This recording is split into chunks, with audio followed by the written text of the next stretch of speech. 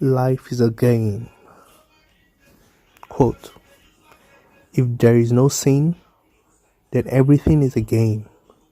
Let the strongest, the most skilled, and the lucky win. End quote.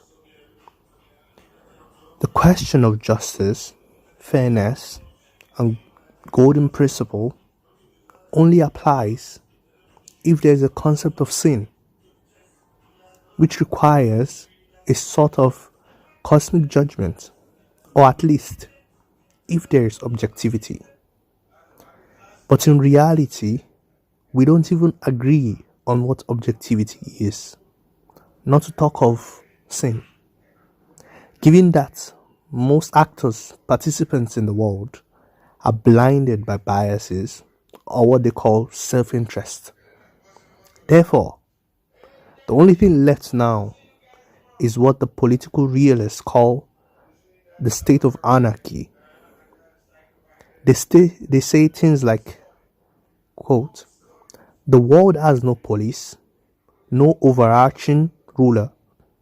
You can't call 911 on a global level, which to me is just a declaration of the entire thing being a game.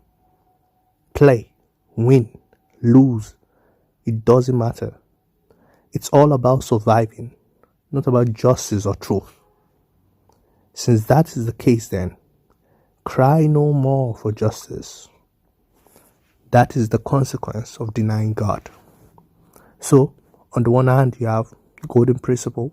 You either adhere to golden principle, justice, and on the other hand, you have a game, political realism, or whatever name you want to call it, where it's all about winning, not about justice.